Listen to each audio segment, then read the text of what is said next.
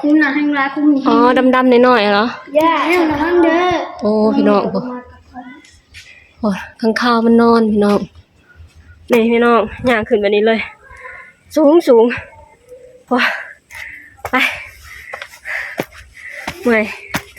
อยแต่ก็สู้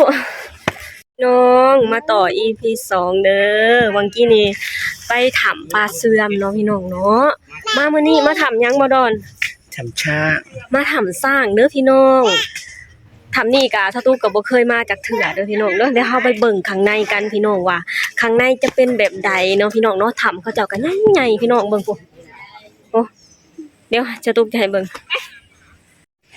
นี่พี่น้องถำของเขาเจ้าก็ใหญ่ๆพี่น้องเอ้ย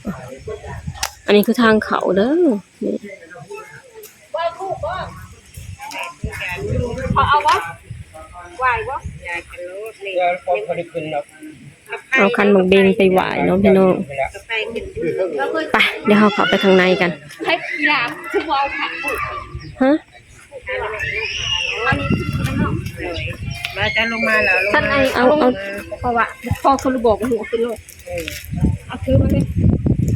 กระเพราเอาแหละเอามาแล้วไปขึ้นกันเลยถ้ำช้าง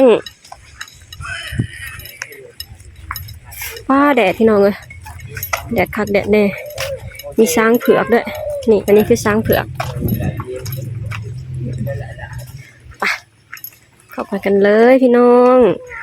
มาหอดแล้วทำสร้างบ้านทำขี่ช้างโอ้ยมาขี่ช้างไปมานี่เราจะมาโอ้ยเราจะขึ้นไปแล้วนะอยู่ทางหน้าก็มีพระเนาะพี่น้อง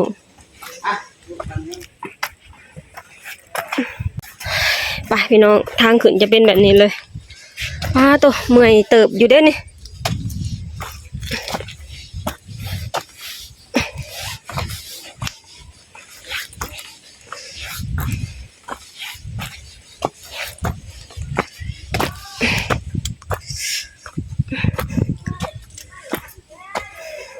ขาเขาเสียคนละ10,000 กีบเนาะพี่น้องเป็นเงินไทยกับประมาณ15 บาทนะเฮ้ยเมื่อยพี่น้องเลยนี่พี่น้องย่างขึ้นแบบนี้เลยสูงว้าไปเมื่อยแต่ก็สู้เอ้ย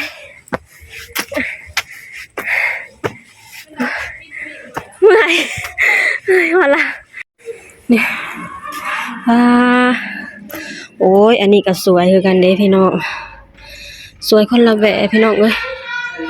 ถามของเจ้าใหญ่ๆเลยว้าวครั้งแรกที่ได้มาคือกันพี่น้องใหญ่คักฮะมีข้างข้าวเหรอลายวะไอ้ตื้อเป็นโลดจ้ะโอ้เอ๊ะนั่นอยู่ใส่น่ะเจ้างานไปต่อที่จะเช็ดหูดอกที่มีข้าวไปเดี๋ยวจะไปเบิ่งข้างข้าวกันไปเบิ่งข้างข้าวนอนเวียนกันพี่น้องนี่อยู่นี่จะมีหูอีกไหมนี่สมานแนมขึ้นมาได้บนพระเพิ่นประทับอยู่เนาะพี่น้องเนาะไปเดี๋ยวไปเบิ่งข้างข้าวกันพี่น้องโอ้ถามเขาเจ้าใหญ่ๆพี่น้องเขามาข้างในนี่บ่ได้ฮ้อนเลยเด้พี่น้องเขามาข้างในน่ะเย็น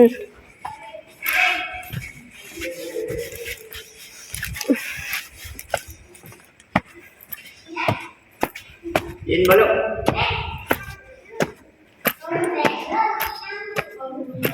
ใช่กระดาษ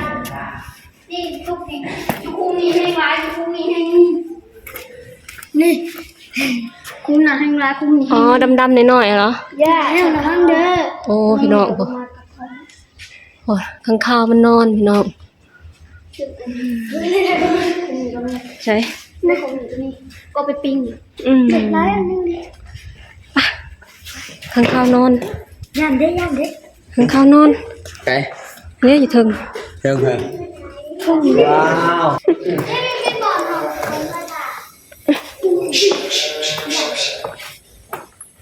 อยู่ข้างในมีบ่อนไหว้พระพี่น้อง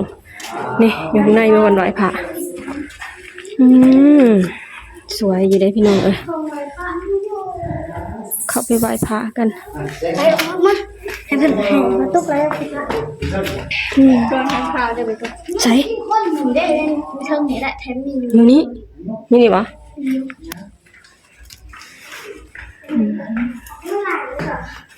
ไปพี่น้องไหลพุ่งอยู่ไปนี่ให้ญาติโยมทำบุญเนาะพี่น้องใครที่มีใจศรัทธาก็มาทำบุญพระวันเกิดเด้ออันนี้คือบุญพระวันเกิดตามวัน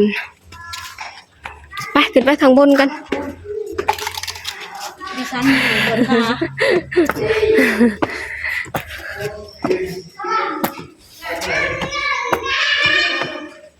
โอ้ยเมื่อยแต่ว่าเย็นเนาะได้เย็นเลย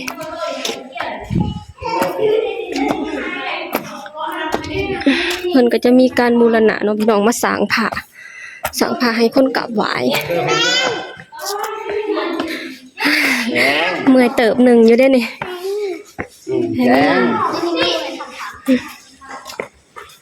นี่ทางนี้ก็จะมีปู่ตาเนาะพี่น้องพระฤาษีแล้วก็พระเพิ่นก็บูรณะโดยการสร้างพระเพื่อให้คนที่ศรัทธาเขามากราบไหว้เนาะพี่น้องโอ้ยอยู่ข้างบนก็มีถ้ำขึ้นไปอีกมีข้างคาวนำอีกเด้พี่น้องมีข้างข่าวแม่กินขี้เกียจมันคือก็นั่งอยู่ได้เนาะลูกมีบ่กันสิปนั่งที่สุดเป็นยังไงไปไหว้พระแล้วมันก็ถูกนี่กูดีเฮ้ยฉันเหนื่อยจังเลยอันนี้คือธรรมชาติ100%เลยธรรมชาติเป็นตู้มึงก็ไม่ยังก็ปนั่งถึงไปไหว้พระคุณป้าคุณสวยเราไปไหว้พระแล้วส่วนคุณน้องไม่เอาแล้วคุณน้องนั่งให้กำลังใจเหนื่อยวันไหนก็เหนื่อยทำข้าวเกี่ยนี่ก็มีพระเด้อพี่น้องตกใจก็เลยตัวหลังมาพ่นนะพี่เสียวเลยพี่อยากโกงคนนี้จับคนดีๆนะล่ะจับคนดีๆนะพี่เสียวเลยง่ายหลังเหรอเลยไม่รู้จะยังไงนะสิงานนะนั่งเบิ่งคนผู้ใหญ่คนไงตี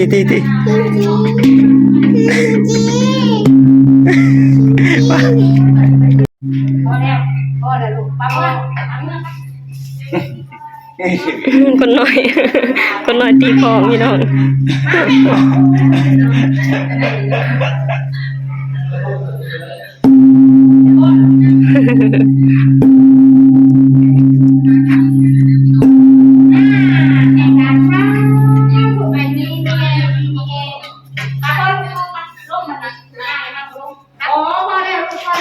บรรยากาศนะพี่น้อง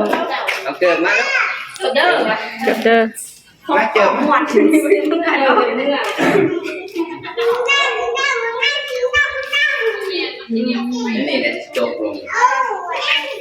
ตีไหนจ๊ะเป็นอะไรเจ๊งามบ่งามแบบธรรมชาติเนาะเข้ามาแล้วก็เย็น